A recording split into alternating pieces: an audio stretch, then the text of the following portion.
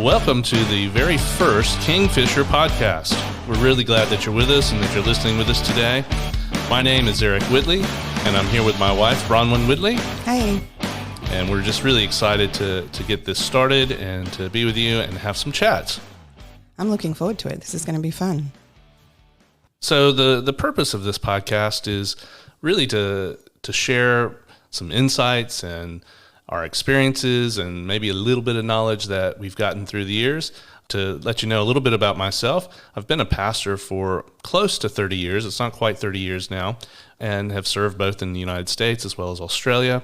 But I haven't always been just like your average pastor who just preaches on Sundays and does that sort of stuff. I've had some really unique roles as a pastor and some really unique experiences, and that's led me into seeing God in unique ways. And I think there'll be some stuff that we share that will hopefully encourage and excite people, and if nothing else, maybe get your curiosity going. So we just hope that it'll be a fun time as you listen along with us.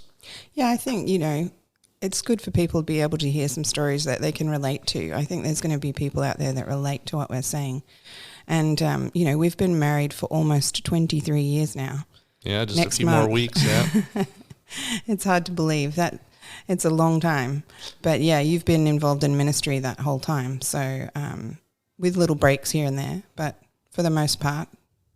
I was thinking earlier, it's funny, it's almost like our journey has been a series of God sort of, and I don't mean it as strongly as this, but sort of shoving us into something that we were unprepared for, but that is his plan that then we grow through and learn about.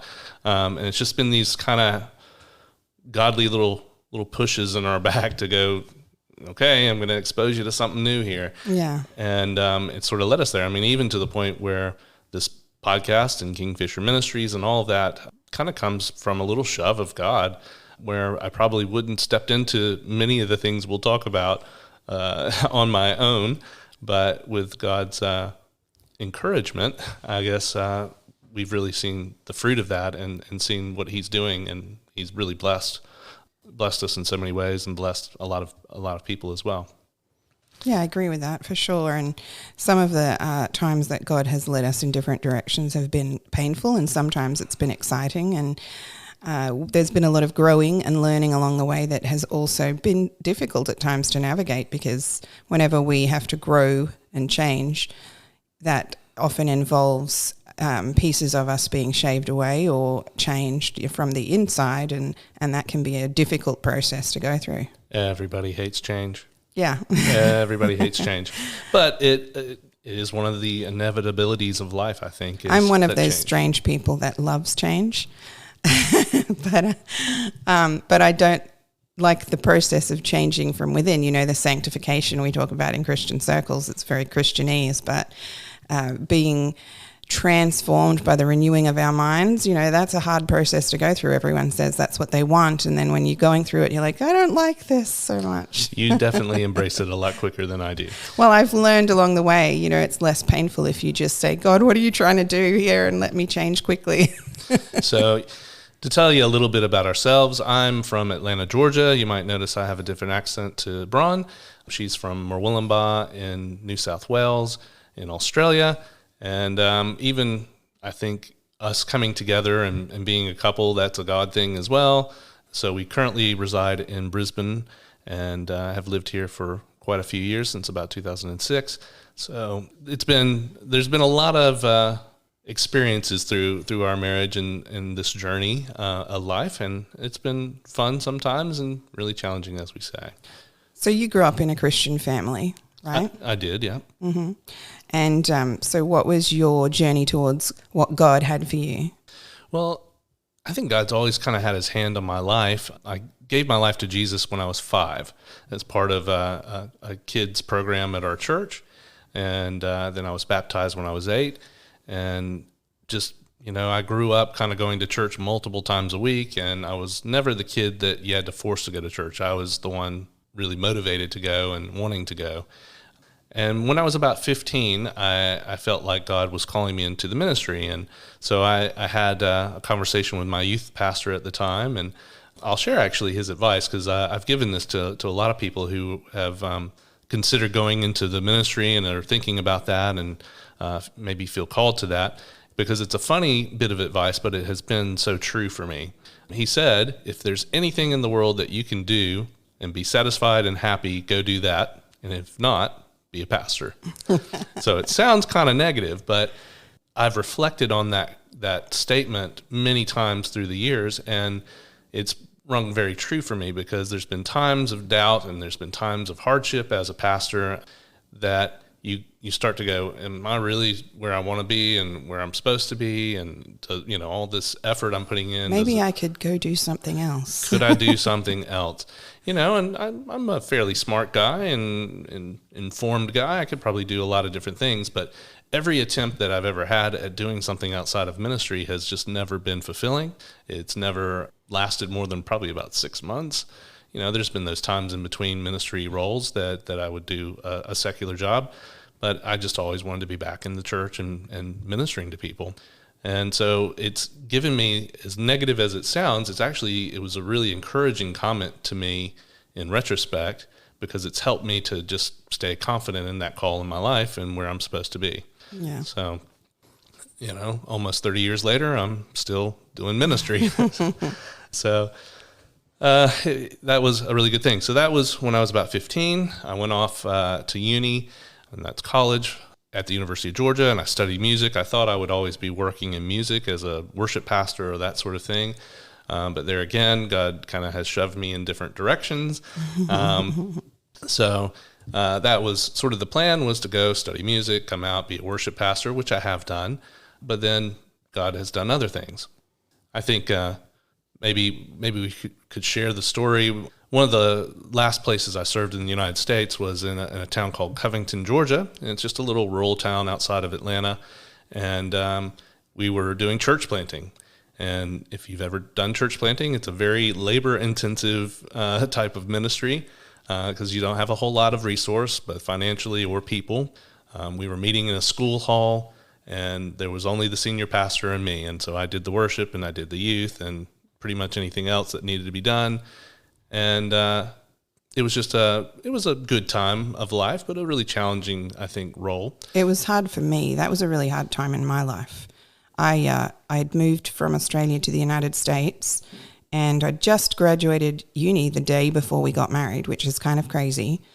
And a week later, I was living in the United States with you. Yeah, there were definitely some whirlwind moments of just everything happens all at once. Hey, and I had actually struggled for a couple of years at that point. Really, really had a hard time adjusting to life in a different country, away from family and friends, and finding employment and friends, and all those things were just really, really hard. And so we were attending this tiny little church in country Georgia, and there weren't really any people my age at the church except for this one lady, and she was married with a couple of kids.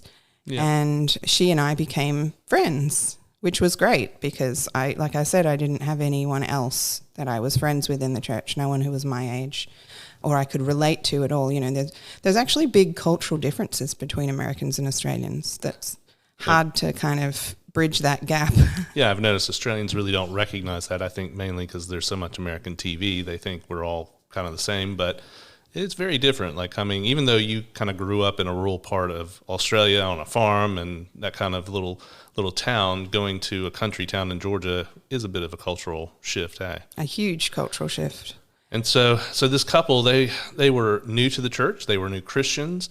Like Bron was saying, there weren't a lot of people that were our age there, and we hadn't had kids yet, so we weren't into that family mode. We were just kind of 20-somethings doing our thing and working and serving at the church. And this couple had recently given their lives to Christ and started attending church. And as I recall, like the husband really sort of took a hold of it and was growing in his faith. But I believe that my friend, the wife, she had attended church her whole life. Okay. Yeah. But she had only really been serious about it, as I recall, when they started attending. But what I remember is as the husband got closer to God, she sort of pushed back harder and harder the closer he got. until it kind of came to a turning point. Well, I can fill in a little bit of the details there because she called me. Basically, what happened was do you remember The Passion of the Christ, that movie? I do, yeah. Yeah, well, the whole church hired out the theater and we all went to see the movie, and it's such a touching movie. Like, it really makes an impact on you. And she called me and she said, I went and saw this movie and I just couldn't deny it any longer, that Jesus loved me and died for me. And so it really kind of pushed her to a breaking point of, I have to make a decision about what I'm going to do with my life. Yeah. Well, to make a long story short, there had been some witchcraft and other things in their past before they became Christians, and nothing of a real serious sort, but the enemy loves to find a foothold, and when he does, particularly when we participate in that kind of stuff, it often really gives him a lot of authority in your life. And so she started to have some demonic manifestations, almost to the point, honestly, I will tell you more later, but I've done a lot of deliverance and seen a lot of demonic activity through the years. But some of her manifestations were some of the more significant ones that I've ever encountered. Her husband called and said she was levitating from the bed. Yeah, so her husband calls the pastor late one night going, "What do I do?" Because she is levitating off the bed. A little bit like Ghostbusters, if you've seen that movie. I mean, it's pretty significant stuff. And so to give a little background, this is a Southern Baptist church. Southern Baptists tend to be cessationist. They tend not to dabble a whole lot in the supernatural or spiritual realms a whole lot. And so we were very unprepared for ministry to someone who was experiencing such significant demonization. And so I just remember the senior pastor quickly got on the phone with us, and we started to fast and pray for a few days and set up an appointment to come and pray with her. And I think he found some stuff on the internet. This was early days of the internet, to sort of help us to pray through some prayers, declarations, and verses, and because we really were raw, knew nothing about what to do. Yeah, and so we went into that, and we met, and we got there that night, and thankfully, as we always say, they lived way out in the country, away from everybody, because it became quite dramatic through that evening. It was loud. Yeah. So as we came in, we had a cup of coffee and sat down to start to pray. And then it was off. She just started shaking and fell on the ground. So we were holding our drinks, sort of thinking, oh, okay, I guess we're getting started. Pretty much. Oh, okay, it's begun. Again, to keep the story from being too long, we spent that night just ministering to her, and there was a lot of really significant demonic manifestations. I mean, funny voices, speaking in demonic tongues. Lots of screaming. And we weren't touching her, by the way. At no point did any of us actually touch her physically. Try to hold her down, or we didn't do anything like that. It was all just reading Bible verses, declarations, and us basically, some of us just praying in the background, that sort of thing. And, it eventually came down to a point where someone had really hurt her in the past, and when she was able to forgive that person, the demon just left. And this is after many hours of sort of fighting with this demon just up and leaves and is gone. Yeah, that was a really significant moment for me, because I remember hearing her say, "I forgive," and then the demon basically said to us, "I'll be back." And then there was a screech and it was gone. And I remember thinking, wow, so all these things we've tried didn't work, but forgiveness was the key. That was the moment that sort of opened everything up for me to understand. Yeah, the power of forgiveness. And I talk about forgiveness a lot. It's a big theme in my ministry and in my life, which I'm sure if you listen to our podcast going forward, you're going to hear some stuff on forgiveness and the power of forgiveness and the importance of forgiveness. But that was the key, is when she was willing to forgive and sincerely forgive, the demonic lost all its power and had to leave. It's interesting. It was many years later. Obviously, if I fast forward, we've moved to Australia, lost contact with this couple, and I think the husband found me, as I recall, on social media somehow, and just sent me a nice message just saying, just want to let you know, my whole family's still serving God. We're still doing well, and everything is good. It was just kind of like this update, and the funny thing was when we were leaving that night after it was over, that he turns to the senior pastor and he says, "You're not going to leave me here with her, are you?" It was, and the pastor said, "Well, you should have been worried before. You're fine now." True. It was so funny. But it's still to this day probably one of the most dramatic experiences I've had in ministry. And what did you say to God after that? So the point of this whole story is, after that, the next morning, I think it went very late in the night. We hadn't slept a whole lot, and I think we even had a church event the next day. So we're out at this event, and I just remember kind of contemplating the night before. It's kind of hard to get that out of your mind. And I just said, God, I never, ever want to do that ever again. I mean, it was like, ever, want to do that again. But, and I threw in that but, I said, if you do bring someone to me who needs help, I'll do it. Now, that was a powerful prayer that I didn't realize was going to be so powerful at the time. And so it was probably at least 4 or 5 years after that before I encountered another demon that way and did ministry with somebody. Yeah. But from that point on, and that was after we'd moved to Australia in 2006, after that point, God just started bringing people more and more and more to me for deliverance. And they just come out of the woodwork. They would just find me. Like, these were not even people necessarily associated with our church. How they would get my number and find me and make an appointment, I don't know, but they would. And so then became this little shove of God into this new type of ministry. And at that point, I was a young adult pastor, so I was ministering to people in, uni and starting out into work and all of that. And it got to a point where I was doing more deliverance ministry than I was, planning activities and events and doing all the young adult stuff, because I was always ministering to somebody. And out of that, with our church here in Australia, it's a Baptist church as well.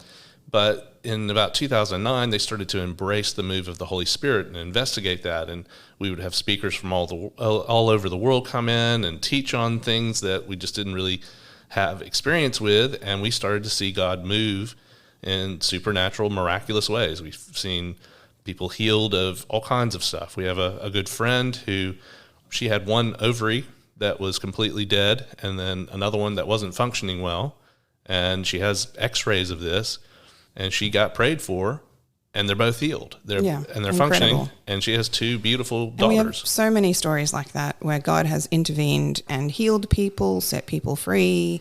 Holy Spirit's really moving in our church and in His people, through His people. But it's funny that after that incident with our friend in America, my reaction was quite different to yours.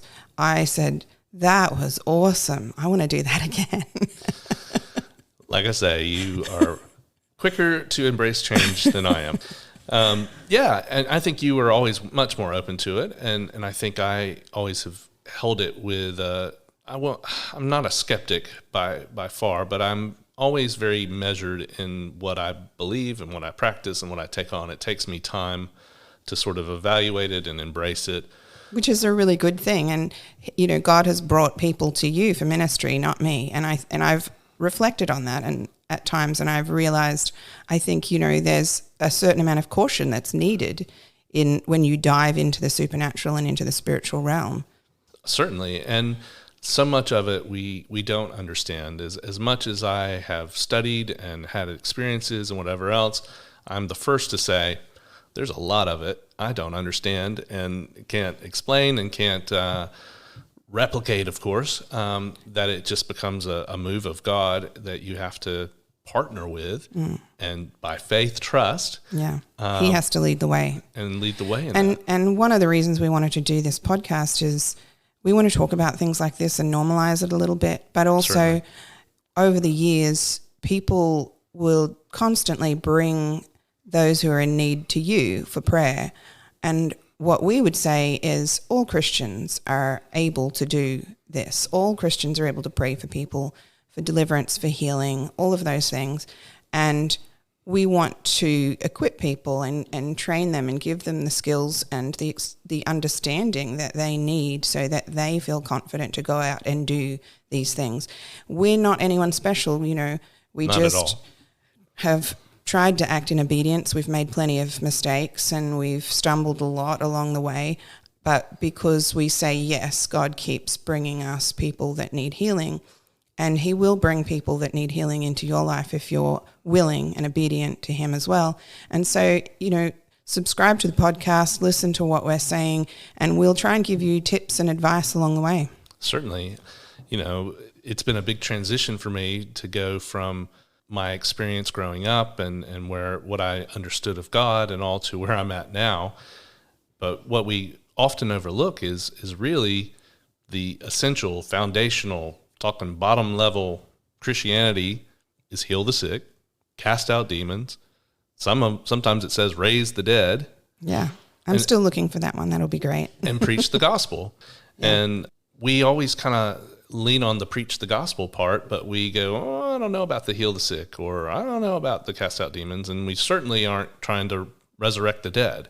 But yet that's the stuff that if we're walking with God, I think those start to be the fruit of our life, that we will see those things. And really, it's just been for us that we really love Jesus. We love God. We want to give our lives completely to him. And so every step along the way, even when we're not sure about something, we'll say, God, I don't really understand this, or I don't know what I'm doing, but I trust you. I love you. I want more of you. Whatever it is you have for me, that's the direction I'm going. Yeah. Well, I think what I have found is when God does something new in your life, if he releases a new spiritual gift, or you get a prophetic word that something, new is in your life, I think many times people don't activate it and they sort of sit on it. Whereas I've always kind of been like, okay, God, you said that, for instance, I had a prophetic person tell me that the word of knowledge gift was going to explode in my life. It was about to explode in my life.